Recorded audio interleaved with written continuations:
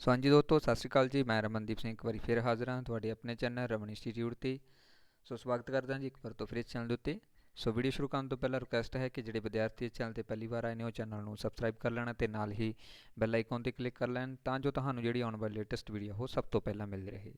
ਸੋ ਇਸ ਚੈਨਲ ਦੇ ਉੱਤੇ ਪੀਐਸ ਟੈਟ, ਸੀ ਟੈਟ, ਮਾਸਟਰ ਕੇਡਰ ਅਤੇ ਐਨਟੀਟੀ ਦੇ ਨਾਲ ਸੰਬੰਧਿਤ ਵੀਡੀਓਜ਼ ਅਪਲੋਡ ਕੀਤੀਆਂ ਜਾਂਦੀਆਂ ਨੇ। ਉਹ ਤੁਸੀਂ ਪਲੇਲਿਸਟ ਦੇ ਵਿੱਚੋਂ ਜਾ ਕੇ ਆਪਣੇ ਵਿਸ਼ੇ ਦੇ ਅਕੋਰਡਿੰਗ ਅਤੇ ਆਪਣੇ ਕੋਰਸ ਦੇ ਅਕੋਰਡਿੰਗ ਦੇਖ ਸਕਦੇ ਹੈ ਕਿਉਂਕਿ ਸੋ ਅੱਜ ਦੇ ਸੈਸ਼ਨ ਦੇ ਵਿੱਚ ਅਸੀਂ ਹਿਸਟਰੀ ਦੇ ਜਿਹੜੇ 50 MCQ ਡਿਸਕਸ ਕਰਾਂਗੇ। ਠੀਕ ਹੈ, ਸੋ ਇਸ ਤੋਂ ਪਹਿਲਾਂ 4 ਪਾਰਟ ਕੰਪਲੀਟ ਹੋ ਚੁੱਕੇ ਨੇ, ਉਹ ਤੁਸੀਂ ਪਲੇਲਿਸਟ ਦੇ ਵਿੱਚੋਂ ਜਾ ਕੇ ਦੇਖ ਸਕਦੇ ਹੈ ਕਿਉਂਕਿ ਸੋ ਇਹ ਸਾਰੇ ਸੈਸ਼ਨ ਬੜੇ ਇੰਪੋਰਟੈਂਟ ਰਹਿਣਗੇ, ਸਾਰੇ ਹੀ ਇੰਪੋਰਟੈਂਟ ਕੁਐਸਚਨ ਨੇ, ਕੋਈ ਵੀ ਐਕਸਟਰਾ ਨਹੀਂ ਹੈਗਾ ਓਕੇ। ਸੋ WhatsApp ਗਰੁੱਪ ਜੁਆਇਨ ਕਰਨ ਦੇ ਲਈ ਤੁਸੀਂ ਇਸ ਨੰਬਰ ਦੇ ਉੱਪਰ ਕੰਟੈਕਟ ਕਰ ਸਕਦੇ ਹੋ, ਜਿੱਥੇ ਤੁਹਾਨੂੰ ਸਾਰੀਆਂ PDF ਆ ਜਿਹੜੀਆਂ ਉਹ ਮਿਲਦੀਆਂ ਰਹਿਣਗੀਆਂ। ਸੋ ਗਰੁੱਪ ਪੇਡ ਅਗਰ ਤੁਸੀਂ ਜੁਆਇਨ ਕਰਨਾ ਚਾਹੁੰਦੇ ਤਾਂ ਫੀਸ ਪੇ ਕਰਕੇ ਇਸ ਦੇ ਵਿੱਚ ਐਡ ਹੋ ਸਕਦੇ ਹੋ। ਵੀਡੀਓ ਨੂੰ ਲਾਈਕ ਕਰਨਾ, ਸ਼ੇਅਰ ਕਰਨਾ ਅਤੇ ਕਮੈਂਟ ਬਾਕਸ ਦੇ ਵਿੱਚ ਆਪਣੇ ਸੁਝਾਅ ਦੇਣੇ ਤੁਸੀਂ ਨਾ ਭੁੱਲਿਆ ਕਰੋ। ਅਤੇ ਜਿਹੜੇ ਵਿਦਿਆਰਥੀ ਨਵੇਂ ਆਉਂਦੇ ਹੁੰਦੇ ਨੇ ਉਹ ਪਲੀਜ਼ ਚੈਨਲ ਨੂੰ ਸਬਸਕ੍ਰਾਈਬ ਜ਼ਰੂਰ ਕਰ ਲਿਆ ਕਰੋ। ਸੋ ਧਿਆਨ ਦੇਣ ਜੋ ਗੱਲ ਹੈ ਕਿ ਅੱਜ ਵਾਲਾ ਜਿਹੜਾ ਸੈਸ਼ਨ ਹੈ ਉਹ ਸਿਰਫ ਪੇਡ ਸਟੂਡੈਂਟਸ ਨੂੰ ਹੀ ਜਿਹੜਾ ਡਿਸਪਲੇ ਹੋਊਗਾ ਅਤੇ ਇਹ ਜਿਹੜਾ ਸੈਸ਼ਨ ਹੈ ਕਿਸੇ ਨੂੰ ਸ਼ੇਅਰ ਵੀ ਨਹੀਂ ਕਰਨਾ ਹੈ, ਤੁਸੀਂ ਸਿਰਫ ਆਪਣੇ ਕੋਲ ਹੀ ਰੱਖਣਾ ਹੈ। ਤੁਸੀਂ ਜਿੰਨੇ ਵਾਰ ਮਰਜ਼ੀ ਇਸ ਨੂੰ ਦੇਖ ਸਕਦੇ ਹੈਗੇ ਹੋ ਕਿਉਂਕਿ ਵੀਡੀਓ ਜਿਹੜੀ ਹੈ ਉਹ ਪ੍ਰਾਈਵੇਟ ਹੋਵੇਗੀ। ਸਿਰਫ ਉਹੀ ਸਟੂਡੈਂਟ ਦੇਖਣਗੇ ਜਿਨ੍ਹਾਂ ਨੇ ਜਿਹੜੀ ਹੈ ਫੀਸ ਉਹ ਪੇ ਕੀਤੀ ਹੋਈ ਹੈ ਓਕੇ ਜੀ। ਸੋ ਇਸ ਤੋਂ ਪਹਿਲਾਂ ਜਿਹੜੀ ਆਪਾਂ 200 ਕੁਐਸਚਨ ਡਿਸਕਸ ਕਰ ਚੁੱਕੇ ਹਾਂ। ਸੋ ਅੱਜ ਇਹ 50 ਹੋਰ ਹੋ ਜਾਣਗੇ, 250 ਹੋ ਜਾਊਗਾ। ਸੋ ਜਦੋਂ ਤੱਕ ਅਸੀਂ ਪੇਪਰ ਤੱਕ ਜਾਣਾ ਹੈ ਤਾਂ ਸਾਡੇ ਕੋਲ 4500 ਕੁਐਸਚਨ ਹੋਵੇਗਾ ਜੋ ਅਸੀਂ ਰੀਡ ਕੀਤਾ ਹੋਵੇਗਾ। ਸੋ ਇਹ ਚੀਜ਼ ਵੀ ਧਿਆਨ ਰੱਖਣੀ ਹੈ ਕਿ ਤੁਸੀਂ ਸਿਰਫ PDF ਹੀ ਨਹੀਂ ਪੜ੍ਹਨੀ, ਨਾਲ ਨਾਲ ਜਿਹੜਾ ਹੈ ਤੁਸੀਂ ਵੀਡੀਓਜ਼ ਵੀ ਦੇਖਣੀਆਂ ਨੇ ਕਿਉਂਕਿ ਵੀਡੀਓਜ਼ ਦੇ ਵਿੱਚ ਤੁਹਾਨੂੰ ਇੱਕ ਕੁਐਸਚਨ ਦੇ ਵਿੱਚੋਂ 2 ਕੁਐਸਚਨ ਵੀ ਬਣ ਸਕਦੇ ਆ, ਜ਼ਿਆਦਾ ਵੀ ਬਣ ਸਕਦੇ ਆ, ਜੋ ਤੁਹਾਨੂੰ ਵੱਧ ਸਿੱਖਣ ਦੇ ਲਈ ਇੱਕ ਕਹਿ ਸਕਦੇ ਹਾਂ ਵਧੀਆ ਸਾਧਨ ਦੇਣਗੇ ਓਕੇ। ਬਟ PDF ਦੇ ਵਿੱਚੋਂ ਸਿਰਫ ਤੁਸੀਂ ਇੱਕ ਹੀ ਕੁਐਸਚਨ ਜਿਹੜਾ ਹੈ ਉਹ ਪੜ੍ਹੋਗੇ। ਤਾਂ ਸ਼ੁਰੂ ਕਰਦੇ ਹਾਂ ਸੈਸ਼ਨ। ਸੋ ਫਸਟ ਕੁਐਸਚਨ ਹੈ, ਸਹਾਇਕ ਸੰਧੀ ਪ੍ਰਣਾਲੀ ਕਿਸ ਨੇ ਸ਼ੁਰੂ ਕੀਤੀ ਸੀਗੀ? ਤਾਂ ਸਹਾਇਕ ਸੰਧੀ ਪ੍ਰਣਾਲੀ ਸੀਗੀ ਜਿਹੜੀ ਉਹ ਲਾਰਡ ਵੈਲਜ਼ਲੀ ਦੇ ਦੁਆਰਾ ਸ਼ੁਰੂ ਕੀਤੀ ਗਈ ਸੀਗੀ, ਜਿਨ੍ਹਾਂ ਮੇਨ ਮੋਟਿਵ ਸੀਗਾ ਕਿ ਬਹੁਤ ਸਾਰੇ ਰਾਜਾਂ ਨੂੰ ਆਪਣੇ ਅਧੀਨ ਕਰਨਾ। ਠੀਕ ਹੈ, ਸੋ ਸਹਾਇਕ ਯਾਨੀ ਕਿ ਹੈਲਪਫੁਲ ਜਿਹੜਾ ਕਹਿ ਸਕਦੇ ਹਾਂ ਸਿਸਟਮ ਸ਼ੁਰੂ ਕੀਤਾ ਸੀ। ਇਹਦੇ ਅਧੀਨ ਉਹਨਾਂ ਨੇ ਵੱਖ-ਵੱਖ ਜਿਹੜੇ ਰਾਜੇ ਸੀ, ਵੱਖ-ਵੱਖ ਜਿਹੜੇ ਭਾਗ ਸੀਗੇ ਉਹਨਾਂ ਨੂੰ ਆਪਣੇ ਅਧੀਨ ਆਪਣੇ ਅੰਡਰ ਕਰਨਾ ਸ਼ੁਰੂ ਕਰ ਦਿੱਤਾ ਸੀ। ਸਹਾਇਕ ਸੰਧੀ ਦੀ ਪ੍ਰਣਾਲੀ ਸੀਗੀ ਜਿਹੜੀ, ਇਸ ਦੀ ਸ਼ੁਰੂਆਤ ਕੀਤੀ ਸੀ ਲਾਰਡ ਵੈਲਜ਼ਲੀ ਨੇ। ਵੈਰੀ ਵੈਰੀ ਇੰਪੋਰਟੈਂਟ ਕੁਐਸਚਨ ਹੈ, ਸਹਾਇਕ ਸੰਧੀ ਕਿਸ ਦੇ ਦੁਆਰਾ ਸ਼ੁਰੂ ਕੀਤੀ ਗਈ? ਲਾਰਡ ਵੈਲਜ਼ਲੀ ਦੇ। ਨੈਕਸਟ ਹੈ, ਹੈਦਰ ਅਲੀ ਨੇ ਸੁਤੰਤਰ ਮੈਸੂਰ ਰਾਜ ਦੀ ਸਥਾਪਨਾ ਕਦੋਂ ਕੀਤੀ? ਹੈਦਰ ਅਲੀ ਨੇ ਸੁਤੰਤਰ ਮੈਸੂਰ ਰਾਜ ਦੀ ਸਥਾਪਨਾ ਕਦੋਂ ਕੀਤੀ? ਸੋ 1761 ਦੇ ਵਿੱਚ ਹੈਦਰ ਅਲੀ ਦੇ ਦੁਆਰਾ ਜਿਹੜਾ ਹੈ ਮੈਸੂਰ ਰਾਜ ਦੀ ਜਿਹੜੀ ਹੈ ਸਥਾਪਨਾ ਕੀਤੀ ਗਈ ਸੀਗੀ, ਜੋ ਕਿ ਟੀਪੂ ਸੁਲਤਾਨ ਦਾ ਪਿਤਾ ਸੀਗਾ ਓਕੇ। ਸੋ ਨੈਕਸਟ ਹੈ, ਟੀਪੂ ਸੁਲਤਾਨ ਕੌਣ ਸੀ? ਸੋ ਟੀਪੂ ਸੁਲਤਾਨ ਸੀ ਜਿਹੜਾ ਉਹ ਮੈਸੂਰ ਦੇ ਸ਼ਾਸਕ ਹੈਦਰ ਅਲੀ ਦਾ ਪੁੱਤਰ ਸੀ, ਜੋ ਲਾਸਟ ਹੀ ਦੱਸ ਚੁੱਕਿਆ ਹਾਂ ਮੈਂ। ਠੀਕ ਹੈ, ਸੋ ਇਹ ਉਹ ਸੀਗਾ ਹੈਦਰ ਅਲੀ ਜਿਸ ਨੇ ਮੈਸੂਰ ਰਾਜ ਦੀ ਸਥਾਪਨਾ ਕੀਤੀ ਸੀਗੀ, ਸੁਤੰਤਰ ਰਾਜ ਦੀ, ਧਿਆਨ ਰੱਖਣਾ 1761 ਦੇ ਵਿੱਚ ਕੀਤੀ ਸੀ। ਅਤੇ ਟੀਪੂ ਸੁਲਤਾਨ ਉਹ ਸੀਗਾ ਜਿਹੜਾ ਕਿ ਹੈਦਰ ਅਲੀ ਦਾ ਪੁੱਤਰ ਸੀ ਅਤੇ ਹੈਦਰ ਅਲੀ ਉਹ ਸੀਗਾ ਜਿਹੜਾ ਮੈਸੂਰ ਰਾਜ ਦਾ ਰਾਜਾ ਸੀ। ਨੈਕਸਟ ਹੈ, ਲੈਪਸ ਦੀ ਨੀਤੀ ਕਿਸ ਗਵਰਨਰ ਜਨਰਲ ਦੇ ਸਮੇਂ ਆਰੰਭ ਹੋਈ ਸੀ? ਸੋ ਲੈਪਸ ਦੀ ਨੀਤੀ ਜਿਹੜੀ ਹੈ ਬੜੀ ਇੰਪੋਰਟੈਂਟ ਹੈ, ਇਹ ਅਕਸਰ ਆਉਂਦੀ ਰਹਿੰਦੀ ਹੈ ਪੇਪਰ ਦੇ ਵਿੱਚ, ਖਾਸ ਤੌਰ 'ਤੇ ਪੀਐਸ ਟੈਟ ਦੇ ਵਿੱਚ। ਤਾਂ ਲੈਪਸ ਦੀ ਨੀਤੀ ਸੀਗੀ ਜਿਹੜੀ ਇਹ ਲਾਰਡ ਡਲਹੌਜੀ ਦੇ ਦੁਆਰਾ ਸ਼ੁਰੂ ਕੀਤੀ ਗਈ ਸੀਗੀ। ਲੈਪਸ ਦਾ ਅਰਥ ਸੀਗਾ ਕਿ ਹੜੱਪ ਕਰਨਾ। ਹੜੱਪ ਕਰਨ ਦਾ ਮਤਲਬ ਕਿ ਇਸ ਤਰ੍ਹਾਂ ਦੀ ਨੀਤੀ ਸੀਗੀ ਕਿ ਲਾਰਡ ਡਲਹੌਜੀ ਨੇ ਅਜਿਹਾ ਨਿਯਮ ਬਣਾਇਆ ਕਿ ਜਿਹੜੇ ਭਾਰਤੀ ਰਾਜੇ ਨੇ ਜਿਨ੍ਹਾਂ ਦੀ ਕੋਈ ਆਪਣੀ ਸੰਤਾਨ ਨਹੀਂ ਹੈਗੀ ਓਕੇ, ਉਹਨਾਂ ਦੀ ਜੇਕਰ ਡੈਥ ਹੋ ਜਾਂਦੀ ਹੈ ਤਾਂ ਉਹਨਾਂ ਦਾ ਜਿਹੜਾ ਰਾਜ ਹੈ ਉਹ ਕੋਈ ਉਸ ਦਾ ਜਿਹੜਾ ਕਹਿ ਸਕਦੇ ਹਾਂ ਗੋਦ ਲਿਆ ਹੋਇਆ ਬੱਚਾ ਨਹੀਂ ਸੰਭਾਲੂਗਾ, ਉਹ ਸਿੱਧਾ ਬ੍ਰਿਟਿਸ਼ ਸਰਕਾਰ ਦੇ ਅਧੀਨ ਚਲਾ ਜਾਊਗਾ। ਯਾਨੀ ਕਿ ਅੰਗਰੇਜ਼ ਉਸ ਦੇ ਉੱਪਰ ਸ਼ਾਸਨ ਕਰਨਗੇ, ਨਾ ਕਿ ਉਸ ਦਾ ਗੋਦ ਲਿਆ ਪੁੱਤਰ ਜਾਂ ਪੁੱਤਰੀ। ਇਹ ਸਿਸਟਮ ਸੀਗਾ ਲੈਪਸ ਨੀਤੀ ਦੇ ਅਧੀਨ। ਸੋ ਇਹਦਾ ਮੇਨ ਮੋਟਿਵ ਸੀਗਾ ਕਿ ਭਾਰਤੀ ਰਾਜਾਂ ਨੂੰ ਹੜੱਪ ਕਰਕੇ ਆਪਣੇ ਅਧੀਨ ਕਰਨਾ। ਇਹ ਲਾਰਡ ਡਲਹੌਜੀ ਨੇ ਸਮੇਂ ਸ਼ੁਰੂ ਹੋਈ ਸੀਗੀ, ਉਸੇ ਨੇ ਹੀ ਸ਼ੁਰੂ ਕੀਤੀ ਸੀ ਇਸਨੂੰ। ਨੈਕਸਟ ਹੈ, ਕਰਨਾਟਕ ਦੇ 3 ਯੁੱਧ ਕਿਹਨਾਂ ਦੇ ਵਿਚਕਾਰ ਹੋਏ ਸੀ? ਕਰਨਾਟਕ ਦੇ ਵਿੱਚ 3 ਯੁੱਧ ਹੋਏ ਸੀ, ਮਸ਼ਹੂਰ ਰਹੇ ਨੇ। ਸੋ ਕਿਹਨਾਂ ਦੇ ਵਿਚਕਾਰ ਹੋਏ ਸੀ? ਅੰਗਰੇਜ਼ਾਂ ਤੇ ਫਰਾਂਸੀਸੀਆਂ ਦੇ ਵਿਚਕਾਰ ਹੋਏ ਸੀਗੇ ਕਰਨਾਟਕ ਦੇ ਯੁੱਧ। ਇੱਕ ਹੋਰ ਬਹੁਤ ਵੱਡਾ ਫੈਕਟਰ ਹੈ ਕਿ ਅੰਗਰੇਜ਼ ਸੀਗੇ ਜਿਹੜੇ, ਇੰਗਲੈਂਡ ਸੀ ਜਿਹੜਾ, ਉਹਦੇ ਵਿੱਚ ਉਹਨਾਂ ਨੇ ਕੋਈ ਵੀ ਯੁੱਧ ਨਹੀਂ ਲੜਿਆ। ਸਾਰੇ ਯੁੱਧ ਜਿਹੜੇ ਨੇ ਉਹ ਹਮੇਸ਼ਾ ਭਾਰਤ ਦੇ ਵਿੱਚ ਹੀ ਲੜੇ ਨੇ, ਆਪਣੀ ਕਿਸੇ ਵੀ ਸੰਪੱਤੀ ਦਾ ਉਹਨਾਂ ਨੇ ਨੁਕਸਾਨ ਨਹੀਂ ਕੀਤਾ ਸੀ। ਦੂਸਰੇ ਹੀ ਦੇਸ਼ਾਂ ਦਾ ਕਰਿਆ ਹੈ ਜਿੱਥੇ ਜਿੱਥੇ ਵੀ ਉਹਨਾਂ ਨੇ ਸ਼ਾਸਨ ਕੀਤਾ ਸੀ। ਨੈਕਸਟ ਹੈ, ਵਾਸਕੋ ਡੀ ਗਾਮਾ ਭਾਰਤ ਦੇ ਵਿੱਚ ਸਭ ਤੋਂ ਪਹਿਲਾਂ ਕਦੋਂ ਆਇਆ?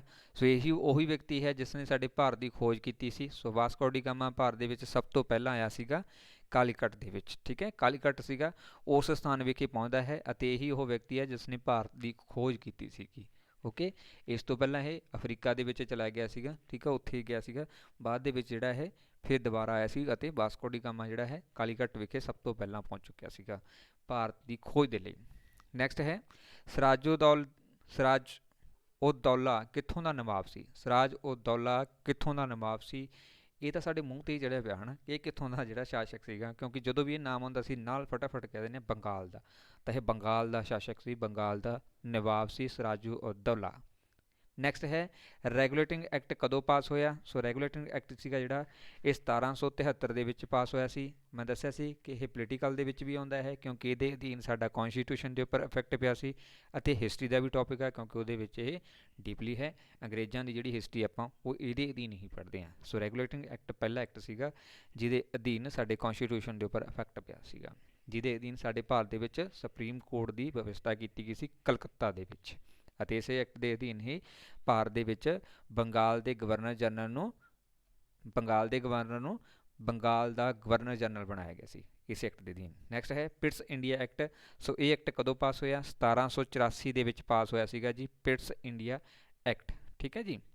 ਨੈਕਸਟ ਹੈ ਜੀ, ਇਹ ਦੋਨੋਂ ਕੁਐਸਚਨ ਆਪਾਂ ਪਹਿਲਾਂ ਕਰ ਲਏ ਨੇ, ਸੋ ਇਸ ਕਰਕੇ ਨਾ ਜ਼ਿਆਦਾ ਗੱਲ ਕਰਨ ਦੀ ਜ਼ਰੂਰਤ ਨਹੀਂ ਹੈ। ਸੋ ਕਿਸ ਸਾਲ ਦੇ ਵਿੱਚ ਸਿਵਲ ਸਰਵਿਸ ਦੇ ਵਿੱਚ ਨਿਯੁਕਤੀਆਂ ਪ੍ਰਤੀਯੋਗੀ ਪ੍ਰੀਖਿਆਵਾਂ ਦੇ ਆਧਾਰ 'ਤੇ ਕੀਤੀਆਂ ਜਾਣ ਲੱਗੀਆਂ? ਸੋ ਪਹਿਲਾਂ ਇੱਕ ਸਿਫਾਰਿਸ਼ ਹੁੰਦੀ ਸੀ ਜਾਂ ਖਾਸ ਵਿਅਕਤੀ ਹੁੰਦੇ ਸੀ ਜਾਂ ਖਾਸ ਅੰਗਰੇਜ਼ ਹੁੰਦੇ ਸੀ, ਉਹਨਾਂ ਨੂੰ ਰੱਖਿਆ ਜਾਂਦਾ ਸੀ, ਬਟ ਹੁਣ ਇਹ ਹੋ ਗਿਆ ਸੀ ਕਿ ਜਿਹੜੀਆਂ ਸਿਵਲ ਸਰਵਿਸ ਸੀ ਉਹਨਾਂ ਦੇ ਵਿੱਚ ਨਿਯੁਕਤੀਆਂ ਸੀ ਜਿਹੜੀਆਂ ਉਹ ਪ੍ਰਤੀਯੋਗੀ ਪ੍ਰੀਖਿਆ ਦੇ ਆਧਾਰ 'ਤੇ ਹੋਣ ਲੱਗ ਗਈਆਂ ਸੀਗੀਆਂ, ਯਾਨੀ ਕਿ ਪ੍ਰੀਖਿਆਵਾਂ ਲੈਣ ਲੱਗ ਗਏ ਸੀਗੇ, ਜਿਹੜਾ ਵਿਅਕਤੀ ਉਸ ਤੋਂ ਪਾਸ ਹੁੰਦਾ ਸੀਗਾ ਉਸੇ ਨੂੰ ਹੀ ਰੱਖਿਆ ਜਾਂਦਾ ਸੀਗਾ। ਸੋ ਇਹ ਸੀਗੀਆਂ 1853 ਦੇ ਵਿੱਚ ਹੋਈਆਂ ਸੀਗੀਆਂ, ਠੀਕ ਹੈ। 1753 ਦੇ ਵਿੱਚ ਸ਼ੁਰੂ ਹੋਈਆਂ ਸੀਗੀਆਂ ਕਿ ਜਿਹੜੀ ਸਿਵਲ ਸਰਵਿਸ ਨੇ ਉਹਨਾਂ ਦੇ ਵਿੱਚ ਪ੍ਰੀਖਿਆ ਲਈ ਜਾਊਗੀ ਅਤੇ ਉਸ ਨੂੰ ਹੀ ਸਿਲੈਕਟ ਕੀਤਾ ਜਾਊਗਾ ਉਸ ਦੇ ਵਿੱਚ, ਠੀਕ ਹੈ। ਸਤਿੰਦਰ ਨਾਥ ਟੈਗੋਰ ਸੀਗਾ ਜਿਹੜਾ ਉਹ ਪਹਿਲਾ ਵਿਅਕਤੀ ਸੀਗਾ ਜਿਹਨੇ ਕਿ ਪਹਿਲਾ ਭਾਰਤੀ ਸੀਗਾ ਜਿਹਨੇ ਕਿ ਇਸ ਪ੍ਰੀਖਿਆ ਨੂੰ ਪਾਸ ਕੀਤਾ ਸੀਗਾ, ਠੀਕ ਹੈ, ਜੋ ਕਿ ਰਵਿੰਦਰ ਨਾਥ ਟੈਗੋਰ ਦਾ ਭਰਾ ਸੀਗਾ ਵੱਡਾ। ਨੈਕਸਟ ਹੈ 1886 ਦੇ ਵਿੱਚ ਭਾਰਤ ਦੇ ਕਿਸ ਵਾਇਸਰਾਏ ਨੇ 15 ਮੈਂਬਰਾਂ ਦਾ ਪਬਲਿਕ ਸਰਵਿਸ ਕਮਿਸ਼ਨ ਨਿਯੁਕਤ ਕੀਤਾ ਸੀ? 1886 ਦੇ ਵਿੱਚ ਭਾਰਤ ਦੇ ਕਿਸ ਵਾਇਸਰਾਏ ਨੇ 15 ਮੈਂਬਰਾਂ ਦਾ ਇੱਕ ਪਬਲਿਕ ਸਰਵਿਸ ਕਮਿਸ਼ਨ ਜਿਹੜਾ ਹੈ ਉਹ ਨਿਯੁਕਤ ਕੀਤਾ ਸੀ? ਉਹਦਾ ਨਾਮ ਸੀ ਲਾਰਡ ਰਿਪਨ।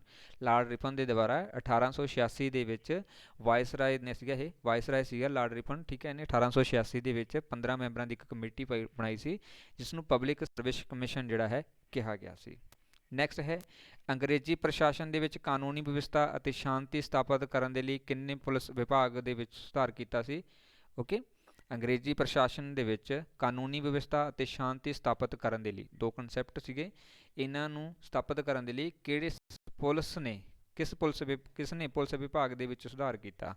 ਸੋ ਇਹ ਸੀਗਾ ਜੀ ਲਾਰਡ ਕਾਰਨਵਾਲਿਸ। ਸੋ ਇਸ ਨੇ ਕੀ ਕੀਤਾ? ਪੁਲਿਸ ਦੇ ਵਿੱਚ ਜਿਹੜਾ ਸੁਧਾਰ ਕੀਤਾ ਜਿਹਦੇ ਨਾਲ ਜਿਹੜਾ ਹੈ ਕਾਨੂੰਨੀ ਵਿਵਸਥਾ ਬਣਾਈ ਜਾ ਸਕੇ ਅਤੇ ਸ਼ਾਂਤੀ ਜਿਹੜੀ ਹੈ ਉਹ ਸਥਾਪਿਤ ਕੀਤੀ ਜਾ ਸਕੇ। ਨੈਕਸਟ ਹੈ 1773 ਦਾ ਰੈਗੂਲੇਟਿੰਗ ਐਕਟ ਅਨੁਸਾਰ ਕਿਸ ਸ਼ਹਿਰ ਦੇ ਵਿੱਚ ਸਰਵਉੱਚ ਅਦਾਲਤ ਦੀ ਸਥਾਪਨਾ ਕੀਤੀ ਗਈ ਸੀ? ਸੋ ਇਹ ਵੀ ਮੈਂ ਦੱਸ ਚੁੱਕਿਆ ਹਾਂ ਲਾਸਟ ਪੋਲੀਟੀਕਲ ਦੇ ਵਿੱਚ, ਕੋਲਕਾਤਾ ਦੇ ਵਿੱਚ, ਠੀਕ ਹੈ। ਇਹ ਦੋਨਾਂ ਦੇ ਵਿੱਚ ਹੀ ਆਉਂਦੇ ਆ, ਪੋਲੀਟੀਕਲ 'ਚ ਵੀ ਆਉਂਦੀ ਹੈ ਅਤੇ ਹਿਸਟਰੀ ਦੇ ਵਿੱਚ ਵੀ ਆਉਂਦੀ ਹੈਗੀ ਆ। ਨੈਕਸਟ ਹੈ ਲਾਰਡ ਵਿਲੀਅਮ ਬੈਂਟਿਕ ਨੇ 1832 ਦੇ ਵਿੱਚ ਬੰਗਾਲ ਵਿੱਚ ਕਿਹੜੀ ਪ੍ਰਥਾ ਦੀ ਸਥਾਪਨਾ ਕੀਤੀ? ਲਾਰਡ ਵਿਲੀਅਮ ਬੈਂਟਿਕ ਨੇ 1832 ਦੇ ਵਿੱਚ ਬੰਗਾਲ ਦੇ ਵਿੱਚ ਕਿਹੜੀ ਪ੍ਰਥਾ ਦੀ ਸ਼ੁਰੂਆਤ ਕੀਤੀ? ਯੂਰੀ ਪ੍ਰਥਾ ਦੀ। ਸੋ ਯੂਰੀ ਪ੍ਰਥਾ ਦੀ ਸ਼ੁਰੂਆਤ ਕੀਤੀ ਗਈ ਸੀਗੀ ਜੀ 1832 ਦੇ ਵਿੱਚ ਲਾਰਡ ਵਿਲੀਅਮ ਬੈਂਟਿਕ ਦੇ ਦੁਆਰਾ, ਅਤੇ ਬੰਗਾਲ ਦੇ ਵਿੱਚ ਇਹ ਪ੍ਰਥਾ ਸ਼ੁਰੂਆਤ ਕੀਤੀ ਗਈ ਸੀਗੀ। ਨੈਕਸਟ ਹੈ ਪੁਲਿਸ ਪ੍ਰਬੰਧ ਦੇ ਵਿੱਚ ਸੁਧਾਰ ਕਿਸ ਗਵਰਨਰ ਜਨਰਲ ਨੇ ਕੀਤਾ ਸੀ? ਪੁਲਿਸ ਪ੍ਰਬੰਧ ਦੇ ਵਿੱਚ ਸੁਧਾਰ ਕਿਸ ਗਵਰਨਰ ਜਨਰਲ ਨੇ ਕੀਤਾ ਸੀ? ਤਾਂ ਲਾਰਡ ਕਾਰਨਵਾਲਿਸ ਨੇ ਹੀ ਕੀਤਾ ਸੀ। ਆਪਾਂ ਪਹਿਲਾਂ ਵੀ ਇਹੀ ਗੱਲ ਕਰ ਲਈ ਹੈ ਨਾ ਕਿ ਕਾਨੂੰਨ ਸ਼ਾਂਤੀ ਬਣਾਉਣ ਦੇ ਲਈ ਜਿਹੜਾ ਹੈ ਵਿਭਾਗ ਦੇ ਵਿੱਚ ਸੁਧਾਰ ਕੀਤਾ।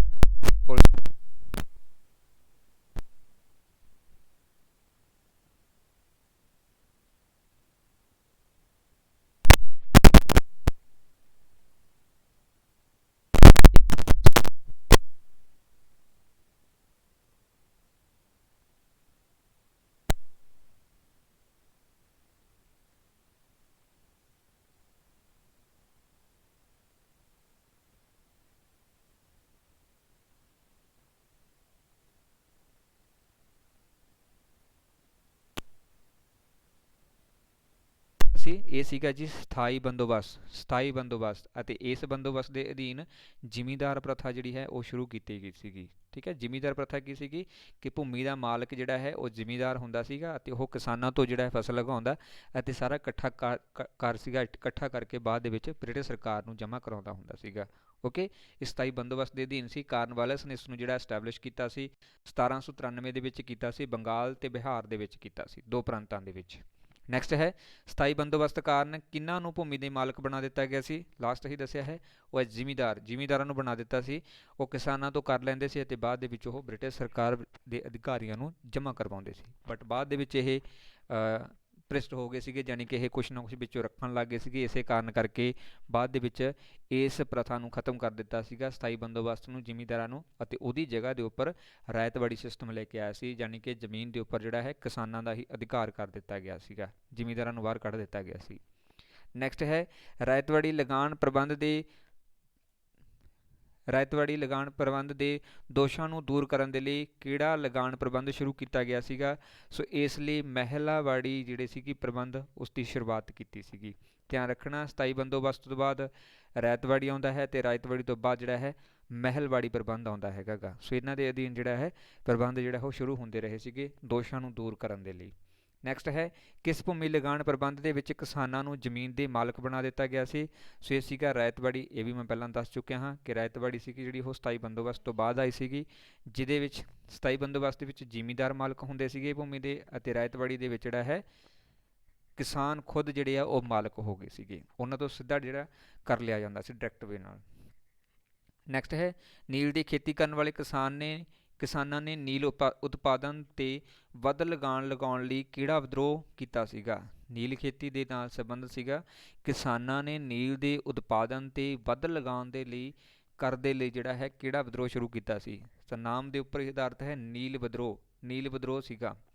ਨੈਕਸਟ ਹੈ ਕਿਹੜਾ ਭੂਮੀ ਪ੍ਰਬੰਧ ਪਿੰਡ ਦੇ ਸਮੁੱਚੇ ਭਾਈਚਾਰੇ ਨਾਲ ਸੰਬੰਧਿਤ ਹੈ? ਕਿਹੜਾ ਭੂਮੀ ਪ੍ਰਬੰਧ ਪਿੰਡ ਦੇ ਸਮੁੱਚੇ ਪ੍ਰਬੰਧ ਨਾਲ ਸੰਬੰਧ ਹੈ? ਇਹ ਹੈ ਮਹਿਲਵਾੜੀ, ਜਿਹੜਾ ਕਿ ਤੀਸਰਾ ਸਿਸਟਮ ਸੀਗਾ। ਸਥਾਈ ਬੰਦੋਬਸਤ ਆਉਂਦਾ ਹੈ, ਫਿਰ ਰਾਇਤਵਾੜੀ ਆਉਂਦਾ ਹੈ, ਫਿਰ ਇਸ ਤੋਂ ਬਾਅਦ ਮਹਿਲਵਾੜੀ ਆਉਂਦਾ ਹੈ, ਜਿਹਦੇ ਵਿੱਚ ਪਿੰਡ ਦੇ ਸਮੁੱਚਾ ਭਾਈਚਾਰਾ ਹੁੰਦਾ ਸੀ, ਸਾਂਝੇ ਮਿਲ ਕੇ ਜਿਹੜਾ ਘਰ ਹੈ ਨਾ ਪ੍ਰੋਵਾਈਡ ਕਰਦੇ ਸੀ। ਨੈਕਸਟ ਹੈ ਨੀਲ ਵਿਦਰੋਹ ਕਿਹੜੇ ਰਾਜਾਂ ਦੇ ਵਿੱਚ ਫੈਲਿਆ ਸੀ? ਸੋ ਆਪਾਂ ਪਹਿਲਾਂ ਗੱਲ ਕੀਤੀ ਹੈ ਕਿ ਨੀਲ ਦੇ ਉੱਪਰ ਜਿਹੜਾ ਹੈ ਵੱਧ ਕਰ ਲਗਾ ਦਿੱਤਾ ਸੀਗਾ, ਇਸੇ ਕਰਕੇ ਕਿਸਾਨਾਂ ਨੇ ਵਿਰੋਧ ਕੀਤਾ ਸੀ, ਅਤੇ ਨੀਲ ਵਿਦਰੋਹ ਸੀਗਾ ਜਿਹੜਾ ਇਹ ਬੰਗਾਲ ਤੇ ਬਿਹਾਰ ਦੇ ਵਿੱਚ ਜਿਹੜਾ ਹੈ ਸ਼ੁਰੂ ਹੋਇਆ ਸੀ। ਬੰਗਾਲ ਅਤੇ ਬਿਹਾਰ ਦੇ ਵਿੱਚ ਸ਼ੁਰੂ ਹੋਇਆ ਸੀਗਾ ਨੀਲ ਵਿਦਰੋਹ, ਉੱਥੇ ਹੀ ਕੀਤੀ ਜਾਂਦੀ ਹੈ ਇਸ ਦੀ ਖੇਤੀ। ਨੈਕਸਟ ਹੈ ਆਦੀਵਾਸੀ ਲੋਕ ਜੋ ਕਬੀਲਿਆਂ ਦੇ ਵਿੱਚ ਰਹਿੰਦੇ ਹਨ ਉਹਨਾਂ ਦੇ ਸਮਾਜ ਨੂੰ ਕੀ ਕਿਹਾ ਜਾਂਦਾ ਹੈ? ਉਹ ਲੋਕ ਜਿਹੜੇ ਕਿ ਕਬੀਲਿਆਂ ਦੇ ਵਿੱਚ ਰਹਿੰਦੇ ਨੇ, ਟਰਾਈਬਸ ਵਿੱਚ ਰਹਿੰਦੇ ਨੇ, ਉਹਨਾਂ ਦੇ ਸਮਾਜ ਨੂੰ ਕੀ ਕਿਹਾ ਜਾਂਦਾ ਹੈ? ਕਬਾਇਲੀ ਸਮਾਜ, ਜਿਹਨੂੰ ਕਿ ਟਰਾਈਬਸ ਕਿਹਾ ਜਾਂਦਾ ਹੈ ਇੰਗਲਿਸ਼ ਦੇ ਵਿੱਚ। ਠੀਕ ਹੈ, ਨੈਕਸਟ ਹੈ ਕਬਾਇਲੀ ਸਮਾਜ ਦਾ ਸਭ ਤੋਂ ਵੱਡਾ ਹਿੱਸਾ ਕਿਹੜੇ ਰਾਜਾਂ ਦੇ ਵਿੱਚ ਰਹਿੰਦਾ ਹੈ? ਸੋ ਜਿਹੜੀਆਂ ਟਰਾਈਬਸ ਨੇਗੀਆਂ, ਅਨੁਸੂਚਿਤ ਜਿਹੜੀਆਂ ਜਨਜਾਤੀਆਂ ਨੇਗੀਆਂ, ਇਹ ਰਹਿੰਦੀਆਂ ਹੈਗੀਆਂ ਨੇਗੀਆਂ ਰਾਜਸਥਾਨ ਦੇ ਵਿੱਚ, ਗੁਜਰਾਤ ਦੇ ਵਿੱਚ, ਬਿਹਾਰ ਦੇ ਵਿੱਚ, ਉੜੀਸਾ ਦੇ ਵਿੱਚ ਅਤੇ ਮੱਧ ਪ੍ਰਦੇਸ਼ ਦੇ ਵਿੱਚ। ਇੱਕ ਮੋਸਟ ਇੰਪੋਰਟੈਂਟ ਕੁਐਸਚਨ ਹੈ ਕਿ ਸਭ ਤੋਂ ਅਨੁਸੂਚਿਤ ਜਨਜਾਤੀਆਂ ਜਿਹੜੀਆਂ ਕਿ ਕਬਾਇਲੀ ਸਮਾਜ ਵੱਜਦਾ ਹੈ, ਇਹ ਮੱਧ ਪ੍ਰਦੇਸ਼ ਰਾਜ ਦੇ ਵਿੱਚ ਰਹਿੰਦੇ ਆ, ਜਿਹਦੇ ਵਿੱਚ ਭੀਲ ਤੇ ਗੌਂਡ ਦੋ ਪ੍ਰਮੁੱਖ ਨੇਗੀਆਂ। ਨੈਕਸਟ ਹੈ ਉੱਤਰ ਪੂਰਬੀ ਖੇਤਰ ਦੇ ਵਿੱਚ ਸਭ ਤੋਂ ਪਹਿਲਾਂ ਕਿਸ ਕਬੀਲੇ ਦੁਆਰਾ ਵਿਦਰੋਹ ਕੀਤਾ ਗਿਆ ਸੀਗਾ? ਉੱਤਰ ਪੂਰਬੀ ਖੇਤਰ ਜਿਹੜਾ ਹੈ ਉਹਦੇ ਵਿੱਚ ਸਭ ਤੋਂ ਪਹਿਲਾਂ ਕਿਸ ਕਬੀਲੇ ਨੇ ਵਿਦਰੋਹ ਸ਼ੁਰੂ ਕੀਤਾ ਸੀ ਅੰਗਰੇਜ਼ਾਂ ਦੇ ਵਿਰੁੱਧ? ਸੋ ਇਹ ਸੀਗਾ ਖਾਸੀਸ ਕਬੀਲਾ, ਇਸ ਦੇ ਦੁਆਰਾ ਸਭ ਤੋਂ ਪਹਿਲਾਂ ਅੰਗਰੇਜ਼ਾਂ ਦੇ ਵਿਰੁੱਧ ਜਿਹੜਾ ਹੈ ਵਿਦਰੋਹ ਸ਼ੁਰੂ ਹੋਇਆ ਸੀਗਾ। ਨੈਕਸਟ ਹੈ ਛੋਟਾ ਨਾਗਪੁਰ ਇਲਾਕਾ ਦੇ ਵਿੱਚ ਸਭ ਤੋਂ ਪਹਿਲਾਂ ਕਿਹੜੇ ਕਬੀਲੇ ਦੇ ਲੋਕਾਂ ਨੇ ਅੰਗਰੇਜ਼ਾਂ ਦੇ ਵਿਰੁੱਧ ਵਿਦਰੋਹ ਸ਼ੁਰੂ ਕੀਤਾ? ਸੋ ਛੋਟਾ ਨਾਗਪੁਰ ਦੇ ਵਿੱਚ ਸੀਗੇ ਜਿਹੜੇ ਕਬੀਲੇ, ਇਹ ਸੀ ਕੌਲ ਕਬੀਲਾ। ਸੋ ਇਸ ਦੇ ਦੁਆਰਾ 1820 ਦੇ ਵਿੱਚ ਜਿਹੜਾ ਹੈ ਵਿਦਰੋਹ ਸ਼ੁਰੂ ਕਰ ਦਿੱਤਾ ਸੀ ਅੰਗਰੇਜ਼ਾਂ ਦੇ ਵਿਰੁੱਧ। ਕੀ ਨਾਮ ਸੀ? ਕੌਲ ਕਬੀਲਾ, ਜਿਹੜੇ ਕਿ ਛੋਟਾ ਨਾਗਪੁਰ ਦੇ ਇਲਾਕੇ ਦੇ ਵਿੱਚ ਰਹਿੰਦੇ ਸੀਗੇ। ਨੈਕਸਟ ਹੈ ਕਬੈਲੇ ਮੁੰਡਾ ਕਬੀਲੇ ਦੇ ਲੋਕ ਕਿਸ ਵਿਅਕਤੀ ਨੂੰ ਪਰਮਾਤਮਾ ਦਾ ਦੂਤ ਮੰਨਦੇ ਸੀਗੇ? ਇਹ ਸੀਗਾ ਜੀ ਬਿਰਸਾ ਮੁੰਡਾ ਇੱਕ ਪ੍ਰਮੁੱਖ ਵਿਅਕਤੀ ਸੀ ਜਿਹੜਾ ਕਿ ਮੁੰਡਾ ਕਬੀਲੇ ਦੇ ਨਾਲ ਸੰਬੰਧਿਤ ਰੱਖਦਾ ਸੀ। ਬਹੁਤ ਵੱਡੇ ਪੱਧਰ ਉੱਪਰ ਉਸਨੇ ਵਿਰੋਧ ਕੀਤਾ ਹਨ ਅੰਗਰੇਜ਼ਾਂ ਦਾ, ਅਤੇ ਉਹਨਾਂ ਦੇ ਲਈ ਇੱਕ ਪ੍ਰੇਰਨਾਦਾਇਕ ਸੀਗਾ। ਇਸੇ ਕਰਕੇ ਹੀ ਜਿਹੜੇ ਮੁੰਡਾ ਕਬੀਲੇ ਦੇ ਲੋਕ ਸੀਗੇ ਉਹ ਬਿਰਸਾ ਮੁੰਡੇ ਨੂੰ ਪਰਮਾਤਮਾ ਦਾ ਰੂਪ ਜਾਂ ਦੂਤ ਜਿਹੜਾ ਹੈ ਉਹ ਮੰਨਦੇ ਸੀਗੇ। ਨੈਕਸਟ ਹੈ ਛੋਟਾ ਨਾਗਪੁਰ ਇਲਾਕੇ ਦੇ ਖਰੋਦ ਕਬੀਲੇ ਦੇ ਲੋਕਾਂ ਨੇ ਅੰਗਰੇਜ਼ਾਂ ਵਿਰੁੱਧ ਵਿਰੋਧ ਕਦੋਂ ਸ਼ੁਰੂ ਕੀਤਾ? ਸੋ ਇਹ ਸੀਗਾ ਜੀ 1846 ਦੇ ਵਿੱਚ ਛੋਟਾ ਨਾਗਪੁਰ ਦੇ ਖਰੋਦ ਕਬੀਲੇ ਨੇ ਵੀ ਵਿਰੋਧ ਸ਼ੁਰੂ ਕਰ ਦਿੱਤਾ ਸੀ। ਇਸ ਤੋਂ ਪਹਿਲਾਂ ਇਸ ਦੇ ਕਬੀਲੇ ਕੌਲ ਕਬੀਲੇ ਨੇ 1820 ਦੇ ਵਿੱਚ ਇਹ ਵਿਦਰੋਹ ਸ਼ੁਰੂ ਕੀਤਾ ਸੀਗਾ। ਨੈਕਸਟ ਹੈ ਗੌਂਡ, ਭੀਲ, ਸੰਥਾਲ, ਮਿੰਜੋ ਕਬੀਲਿਆਂ ਦੇ ਵਿੱਚ ਕਿਸ ਕਬੀਲੇ ਦੀ ਗਿਣਤੀ ਸਭ ਤੋਂ ਵੱਧ ਹੈ? ਤੋ ਦੋ ਨੇਗੀਆਂ। ਸੋ ਪਹਿਲਾਂ ਅਸੀਂ ਜਿਹੜੇ ਪੜ੍ਹਦੇ ਹੁੰਦੇ ਸੀ ਕਿ ਗੌਂਡ ਕਬੀਲੇ ਦੀ ਜਿਹੜੀ ਸੰਖਿਆ ਹੈ ਉਹ ਸਭ ਤੋਂ ਵੱਧ ਹੈ, ਬਟ ਲੇਟੈਸਟ ਡਾਟੇ ਦੇ ਅਕੋਰਡਿੰਗ ਜਿਹੜਾ ਹੈ ਭੀਲ ਕਬੀਲਾ ਜਿਹੜਾ ਹੈ ਉਹਦੀ ਸੰਖਿਆ ਸਭ ਤੋਂ ਵੱਧ ਹੈ। ਸੋ ਵਰਤਮਾਨ ਸਮੇਂ ਇਸ ਦੀ ਸੰਖਿਆ 17 ਮਿਲੀਅਨ ਹੈ ਅਤੇ ਦੂਸਰੇ ਸਥਾਨ 'ਤੇ ਗੌਂਡ ਆਉਂਦੀ ਹੈ ਜਿਹੜਾ ਕਿ 12 ਮਿਲੀਅਨ ਹੈ, ਅਤੇ ਇਹ ਦੋਨੋਂ ਹੀ ਮੱਧ ਪ੍ਰਦੇਸ਼ ਦੇ ਵਿੱਚ ਦੇਖਣ ਨੂੰ ਮਿਲਦੀਆਂ ਨੇ। ਮੱਧ ਪ੍ਰਦੇਸ਼ ਦੇ ਵਿੱਚ ਇਹਨਾਂ ਦੋਨਾਂ ਦੀ ਸੰਖਿਆ ਸਭ ਤੋਂ ਵੱਧ ਹੈ, ਇਹ ਵੀ ਯਾਦ ਰੱਖਣਾ ਪੁਆਇੰਟ ਇਸ ਦੇ ਵਿੱਚ। ਨੈਕਸਟ ਹੈ 1834 ਦੇ ਵਿੱਚ ਕੰਪਨੀ ਦੀ ਸਥਾਪਨਾ ਕਿੱਥੇ ਕੀਤੀ ਗਈ ਸੀਗੀ? 1834 ਦੇ ਵਿੱਚ ਈਸਟ ਇੰਡੀਆ ਕੰਪਨੀ ਸੀ ਜਿਹੜੀ, ਉਹਦੀ ਸਥਾਪਨਾ ਕੀਤੀ ਗਈ ਸੀ ਅਸਾਮ ਦੇ ਵਿੱਚ। ਠੀਕ ਹੈ। ਸੋ ਸ਼ਾਇਦ ਇੱਥੇ ਟੀ ਕੰਪਨੀ ਹੋਵੇਗੀ, ਸ਼ਾਇਦ ਟੀ ਕੰਪਨੀ, ਬਾਈ ਮਿਸਟੇਕ ਸ਼ਾਇਦ ਲੱਗ ਗਿਆ ਹੈ, ਟੀ ਕੰਪਨੀ ਹੋਈ। ਟੀ ਕੰਪਨੀ ਮਤਲਬ ਚਾਹ ਨਾਲ ਸੰਬੰਧਿਤ ਹਨ। 1834 ਦੇ ਵਿੱਚ ਟੀ ਕੰਪਨੀ ਦੀ ਸਥਾਪਨਾ ਕੀਤੀ ਗਈ ਸੀ ਅਸਾਮ ਦੇ ਵਿੱਚ।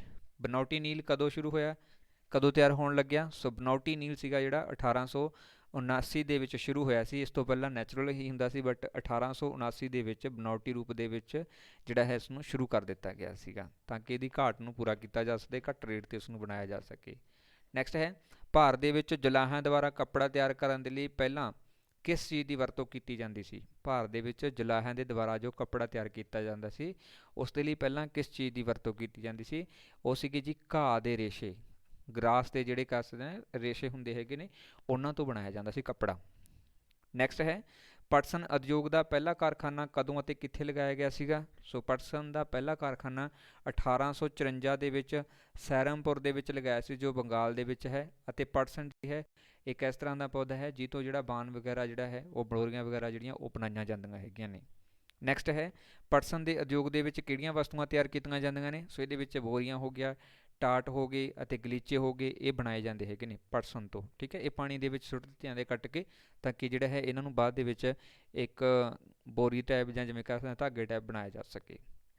ਨੈਕਸਟ ਹੈ 36 ਨੰਬਰ, ਭਾਰਤ ਦੇ ਵਿੱਚ ਕੌਫੀ ਦਾ ਪਹਿਲਾ ਬਾਗ ਕਦੋਂ ਅਤੇ ਕਿੱਥੇ ਲਗਾਇਆ ਗਿਆ? ਸੋ ਭਾਰਤ ਦੇ ਵਿੱਚ ਸਭ ਤੋਂ ਪਹਿਲਾਂ ਕੌਫੀ ਦਾ ਬਾਗ ਕਦੋਂ ਲਗਾਇਆ ਗਿਆ ਅਤੇ ਕਿੱਥੇ ਲਗਾਇਆ ਗਿਆ? ਸੋ 1840 ਦੇ ਵਿੱਚ ਦੱਖਣੀ ਭਾਰਤ ਦੇ ਵਿੱਚ ਜਿਹੜਾ ਹੈ ਸਭ ਤੋਂ ਪਹਿਲਾਂ 1840 ਦੇ ਵਿੱਚ ਕੌਫੀ ਦਾ ਬਾਗ ਲਗਾਇਆ ਗਿਆ ਸੀ। ਧਿਆਨ ਰੱਖਣਾ ਕਿ ਕੌਫੀ ਜਿਹੜੀ ਹੈ ਭਾਰਤ ਦੇ ਵਿੱਚ ਸਭ ਤੋਂ ਵੱਧ ਹੈ ਉਹ ਕਰਨਾਟਕਾ ਰਾਜ ਦੇ ਵਿੱਚ ਮਿਲਦੀ ਹੈ। ਕੌਫੀ ਸਭ ਤੋਂ ਵੱਧ ਕਰਨਾਟਕ ਰਾਜ ਦੇ ਵਿੱਚ ਮਿਲਦੀ ਹੈਗੀ। ਸੋ ਇੱਥੇ ਹੀ ਸਭ ਤੋਂ ਵੱਧ ਇਸ ਦੀ ਪ੍ਰੋਡਕਸ਼ਨ ਹੁੰਦੀ ਹੈ ਭਾਰਤ ਦੇ ਵਿੱਚ। ਔਰ ਕੌਫੀ ਦਾ ਜਿਹੜਾ ਜਨਮਦਾਤਾ ਹੈ ਉਹ ਅਫਰੀਕਾ ਹੈ, ਅਫਰੀਕਾ ਦੇ ਵਿੱਚੋਂ ਪੈਦਾ ਹੋਈ ਹੈ ਕੌਫੀ। ਓਕੇ, ਨੈਕਸਟ ਹੈ ਅੰਗਰੇਜ਼ੀ ਰਾਜ ਤੋਂ ਪਹਿਲਾਂ ਭਾਰਤੀ ਪੇਂਡੂ ਲੋਕਾਂ ਦੇ ਮੁੱਖ ਕਿੱਤੇ ਕਿਹੜੇ ਸਨ ਜੋ ਲੋਕਾਂ ਦੀ ਆਰਥਿਕਤਾ ਦਾ ਆਧਾਰ ਸੀਗੇ? ਇਹਦੇ ਵਿੱਚ ਖੇਤੀਬਾੜੀ ਸੀ, ਤਰਖਾਣਾ ਦਾ ਕੰਮ ਸੀ, ਦਰਜੀ ਸੀ, ਮੋਚੀ ਸੀ, ਜਲਾਹਾ ਸੀ। ਇਹ ਛੋਟੇ ਜਿਹੇ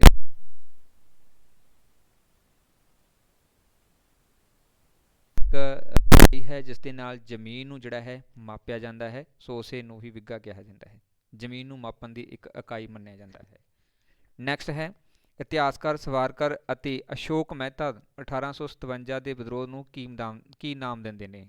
ਇਤਿਹਾਸਕਾਰ ਸਵਾਰਕਰ ਅਤੇ ਅਸ਼ੋਕ ਮਹਿਤਾ 1857 ਦੇ ਵਿਦਰੋਹ ਨੂੰ ਕੀ ਨਾਮ ਦਿੰਦੇ ਨੇ? ਸੁਤੰਤਰਤਾ ਸੰਗਰਾਮ ਦਾ ਨਾਮ ਦਿੰਦੇ ਨੇ, ਕਿਉਂਕਿ ਇਹ ਪਹਿਲੀ ਲੜਾਈ ਸੀਗੀ ਆਜ਼ਾਦੀ ਦੀ। ਨੈਕਸਟ ਹੈ ਜਾਨ ਲਾਰੈਂਸ ਅਤੇ ਜਾਨ ਸੀਲੇ ਨੇ 1857 ਦੇ ਵਿਦਰੋਹ ਨੂੰ ਕੀ ਨਾਮ ਦਿੱਤਾ? ਧਿਆਨ ਰੱਖਣਾ ਇੱਕ ਸਵਾਰਕਰ ਤੇ ਅਸ਼ੋਕ, ਇਹਦੇ ਅਕੋਰਡਿੰਗ ਸੁਤੰਤਰਤਾ ਜਾਨ ਸੀਲੇ ਜਿਹੜੇ ਅੰਗਰੇਜ਼ ਅਧਿਕਾਰੀ ਸੀ ਇਹਨਾਂ ਦੇ ਦੁਆਰਾ ਸੈਨਿਕ ਵਿਦਰੋਹ ਦਾ ਨਾਮ ਦਿੱਤਾ ਗਿਆ ਸੀਗਾ ਕਿ ਸੈਨਿਕਾਂ ਨੇ ਜਿਹੜਾ ਹੈ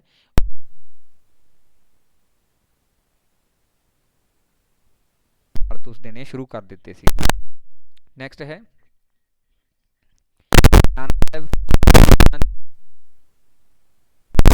ਅੰਗਰੇਜ਼ਾਂ ਦੇ ਵਿਰੁੱਧ ਕਿਉਂ ਹੋ ਗਏ ਸੀ? ਉਹ ਇਸ ਕਰਕੇ ਹੋ ਗਏ ਸੀ ਕਿਉਂਕਿ ਲਾਰਡ ਡਲਹੌਜ਼ੀ ਨੇ ਇਹਨਾਂ ਦੀ ਜਿਹੜੀ ਪੈਨਸ਼ਨ ਸੀਗੀ ਉਹਨੂੰ ਬੰਦ ਕਰ ਦਿੱਤਾ ਸੀਗਾ। ਇਸੇ ਕਰਕੇ ਨਾਨਾ ਸਾਹਿਬ ਵੀ ਸੀਗੇ ਜਿਹੜੇ ਉਹ 1857 ਦੇ ਵਿਰੋਧ ਦੇ ਵਿੱਚ ਇਨਕਲੂਡ ਹੋ ਗਏ ਸੀ ਅਤੇ ਉਹਨਾਂ ਨੇ ਵੀ ਵਿਰੋਧ ਸ਼ੁਰੂ ਕਰ ਦਿੱਤਾ ਸੀਗਾ ਅੰਗਰੇਜ਼ਾਂ ਦਾ। ਨੈਕਸਟ ਹੈ ਜੇਕਰ ਕੋਈ ਭਾਰਤੀ ਰਾਜਾ ਸੰਤਾਨਹੀਨ ਮਰ ਜਾਂਦਾ ਹੈ, ਜਾਣੀ ਕਿ ਜਿਹਦੀ ਸੰਤਾਨ ਨਹੀਂ ਹੁੰਦੀ ਹੈਗੀ ਅਤੇ ਉਸ ਦਾ ਕੋਈ ਗੋਦ ਲਿਆ ਹੋਇਆ ਬੱਚਾ ਹੈ, ਤਾਂ ਉਸਦੇ ਦੁਆਰਾ ਗੋਦ ਲਏ ਪੁੱਤਰ ਨੂੰ ਅੰਗਰੇਜ਼ ਦਾ ਉਸਦਾ ਅਧਿਕਾਰੀ ਨਹੀਂ ਮੰਨਦੇ। ਇਸ ਨੀਤੀ ਨੂੰ ਅੰਗਰੇਜ਼ਾਂ ਨੇ ਕੀ ਨਾਮ ਦਿੱਤਾ? ਇਹ ਪਹਿਲਾਂ ਕੁਐਸਚਨ ਕਰ ਲਿਆ ਹੈ ਨਾ। ਸੋ ਇਹਦੇ ਅਧੀਨ ਹੈ ਲੈਪਸ ਦੀ ਨੀਤੀ, ਜਿਹੜੀ ਕਿ ਲਾਰਡ ਡਲਹੌਜੀ ਨੇ ਚਲਾਈ ਸੀਗੀ, ਹੜੱਪ ਕਰਨ ਦੀ ਨੀਤੀ, ਕਿ ਜਿਹਦਾ ਕੋਈ ਬੱਚਾ ਨਹੀਂ ਹੈਗਾ ਗਾ ਉਹਦਾ ਸਾਰਾ ਸ਼ਾਸਨ ਅੰਗਰੇਜ਼ ਜਿਹੜੇ ਆ ਉਹ ਦਬਾ ਲੈਣਗੇ। ਨੈਕਸਟ ਹੈ ਲੈਪਸ ਨੀਤੀ ਕਿਹੜੇ ਗਵਰਨਰ ਜਨਰਲ ਦੁਆਰਾ ਚਲਾਈ ਗਈ ਸੀ? ਸੋ ਇਹ ਲਾਰਡ ਡਲਹੌਜੀ ਦੇ ਦੁਆਰਾ ਚਲਾਈ ਗਈ ਸੀ, ਇਹ ਵੀ ਤੁਹਾਨੂੰ ਪਤਾ ਹੀ ਹੈ। ਨੈਕਸਟ ਹੈ 1857 ਦੇ ਵਿਦਰੋਹ ਤੋਂ ਬਾਅਦ 1 ਨਵੰਬਰ 1958 ਨੂੰ ਇੰਗਲੈਂਡ ਦੀ ਮਹਾਰਾਣੀ ਵਿਕਟੋਰੀਆ ਦੇ ਦੁਆਰਾ ਭਾਰਤੀਆਂ ਨੂੰ ਦਿੱਤੀਆਂ ਕੋਈ 2 ਸਹੂਲਤਾਂ। 1857 ਤੋਂ ਬਾਅਦ ਵਿਦਰੋਹ ਤੋਂ ਬਾਅਦ 1 ਨਵੰਬਰ 1958 ਆ ਰਿਹਾ, ਠੀਕ ਹੈ, ਸੌਰੀ ਇੱਥੇ 18 ਹੋਊਗਾ ਸ਼ਾਇਦ। ਓਕੇ, ਸੋ ਮੈਂ PDF 'ਚ ਚੇਂਜ ਕਰ ਦੂੰਗਾ ਅਗਰ ਮਿਸਟੇਕ ਹੋਈ, ਵੈਸੇ 1800 ਲਗਾ ਲਓ ਕਿਉਂਕਿ 18 ਤੋਂ ਬਾਅਦ ਜਿਹੜਾ 58 ਹੀ ਆਊਗਾ, ਠੀਕ ਹੈ, 1900 'ਚ ਨਹੀਂ ਜਾ ਸਕਦੀ, ਬਹੁਤ ਦੂਰ ਹੋ ਜੂਗਾ। ਓਕੇ, ਇਹ ਮਿਸਟੇਕ ਹੈਗੀ ਇੱਥੇ, ਤਾਂ 1858 ਹੈ। ਓਕੇ, ਕਿਉਂਕਿ 47 ਦਾ ਆਪਣਾ ਭਾਰਤ ਆਜ਼ਾਦ ਹੀ ਹੋ ਗਿਆ ਸੀ, ਇਸ ਕਰਕੇ ਨਹੀਂ ਆਊਗਾ, ਤਾਂ 1858 ਹੈ। ਇਹ PDF 'ਚ ਮੈਂ ਚੇਂਜ ਕਰ ਦੇਵਾਂਗਾ। ਇੰਗਲੈਂਡ ਦੀ ਮਹਾਰਾਣੀ ਵਿਕਟੋਰੀਆ ਨੇ ਦੁਆਰਾ ਭਾਰਤੀਆਂ ਨੂੰ ਕੀ ਸਹਾਇਤਾ ਦਿੱਤੀਆਂ? ਇਹਦੇ ਵਿੱਚ ਦਿੱਤਾ ਕਿ ਭਾਰਤੀਆਂ ਨੂੰ ਯੋਗਤਾ ਦੇ ਆਧਾਰ 'ਤੇ ਸਰਕਾਰੀ ਨੌਕਰੀਆਂ 'ਤੇ ਰੱਖਣਾ ਸ਼ੁਰੂ ਕਰ ਦਿੱਤਾ ਸੀਗਾ, ਅਤੇ ਭਾਰਤੀਆਂ ਨੂੰ ਪ੍ਰਸ਼ਾਸਨ ਦੇ ਵਿੱਚ ਉੱਚ ਅਹੁਦਿਆਂ 'ਤੇ ਲਗਾਉਣ ਦੀ ਵੀ ਜਿਹੜੀ ਹੈ ਜ਼ਿੰਮੇਵਾਰੀ ਉਹ ਲੈ ਲਈ ਸੀਗੀ 1857 ਦੇ ਵਿਰੋਧ ਤੋਂ ਬਾਅਦ, ਕਿਉਂਕਿ ਵਿਦਰੋਹ ਕਰਨ ਦਾ ਇਹੀ ਕੰਮ ਸੀਗਾ ਕਿ ਇੱਕ ਤਾਂ ਨੌਕਰੀਆਂ ਨਹੀਂ ਦਿੱਤੀਆਂ ਜਾਂਦੀਆਂ ਸੀ, ਦੂਜੇ ਉੱਚ ਅਹੁਦਿਆਂ 'ਤੇ ਜਿਹੜੇ ਹੈ ਭਾਰਤੀ ਨਹੀਂ ਹੁੰਦੇ ਸੀਗੇ। ਉਹ ਚੀਜ਼ ਇਹਨਾਂ ਨੇ ਹੱਲ ਕਰਕੇ ਇਹਨਾਂ ਦੇ ਵਿਦਰੋਹ ਨੂੰ ਰੋਕਣ ਦੀ ਕੋਸ਼ਿਸ਼ ਕੀਤੀ ਸੀਗੀ। ਨੈਕਸਟ ਹੈ ਅਵਧ, ਜਿਹੜਾ ਕਿ ਅੱਜ ਕੱਲ੍ਹ ਉੱਤਰ ਪ੍ਰਦੇਸ਼ ਦੇ ਵਿੱਚ ਹੈ, ਠੀਕ ਹੈ, ਜੋ ਉੱਤਰ ਪ੍ਰਦੇਸ਼ ਕਿਹਾ ਜਾਂਦਾ ਹੈ, ਉਸ ਨੂੰ ਅੰਗਰੇਜ਼ੀ ਰਾਜ ਵਿੱਚ ਕਦੋਂ ਸ਼ਾਮਲ ਕੀਤਾ?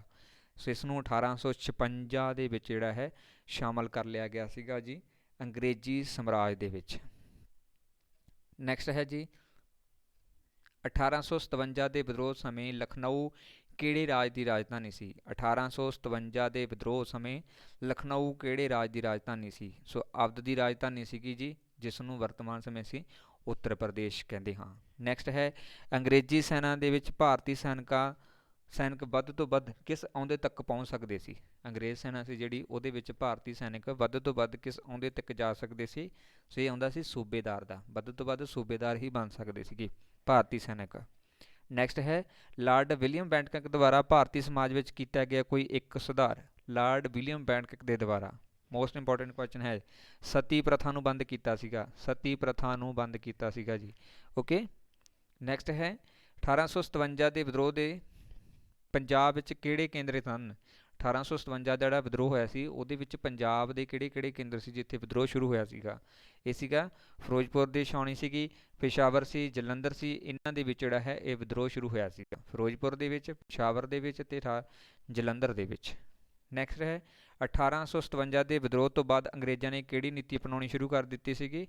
ਪਾੜੋ ਤੇ ਰਾਜ ਕਰੋ ਦੀ ਨੀਤੀ, ਲੋਕਾਂ ਨੂੰ ਆਪਸ ਦੇ ਵਿੱਚ ਲੜਾਓ ਅਤੇ ਬਾਅਦ ਦੇ ਵਿੱਚ ਆਪ ਜਿਹੜਾ ਹੈ ਉਹ ਰਾਜ ਕਰੋ, ਇਹ ਨੀਤੀ ਅਪਣਾਈ ਸੀ, ਜੋ ਕਿ ਸਾਡੇ ਅੱਜ ਦੇ ਵਰਤਮਾਨ ਸਮੇਂ ਦੇ ਰਾਜਨੀਤਿਕ ਲੀਡਰ ਵੀ ਇਸੇ ਤਰ੍ਹਾਂ ਹੀ ਕਰਦੇ ਹੈਗੇ ਨੇ। ਇਹ ਅੰਗਰੇਜ਼ਾਂ ਦੀ ਪਾਲਿਸੀ ਹੈ ਅਤੇ ਅੱਜ ਵੀ ਭਾਰਤ ਦੇ ਵਿੱਚ ਐਜ਼ ਇਟ ਹੀ ਲਾਗੂ ਹੈ। ਓਕੇ, ਇਹ ਸੀਗੇ ਸਾਡੇ ਅੱਜ ਦੇ MCQs। ਉਮੀਦ ਕਰਦਾ ਕਿ ਸਾਰਿਆਂ ਦੇ ਲਈ ਹੈਲਪਫੁਲ ਰਹੇ ਹੋਣਗੇ। WhatsApp ਗਰੁੱਪ ਜੁਆਇਨ ਕਰਨ ਦੇ ਲਈ ਤੁਸੀਂ ਇਸ ਨੰਬਰ ਦੇ ਉੱਪਰ ਕੰਟੈਕਟ ਕਰ ਸਕਦੇ ਹੋ। ਵੀਡੀਓ ਨੂੰ ਲਾਈਕ ਕਰਨਾ, ਸ਼ੇਅਰ ਕਰਨਾ ਅਤੇ ਕਮੈਂਟ ਬਾਕਸ ਦੇ ਵਿੱਚ ਆਪਣੇ ਸੁਝਾਅ ਦੇਣੇ ਤੁਸੀਂ ਨਾ ਭੁੱਲਿਆ ਕਰੋ। ਅਤੇ ਜਿਹੜੇ ਵਿਦਿਆਰਥੀ ਨਵੇਂ ਆਉਂਦੇ ਹੁੰਦੇ ਨੇ ਉਹ ਪਲੀਜ਼ ਚੈਨਲ ਨੂੰ ਸਬਸਕ੍ਰਾਈਬ ਜ਼ਰੂਰ ਕਰ ਲਿਆ ਕਰੋ। Thank you so much.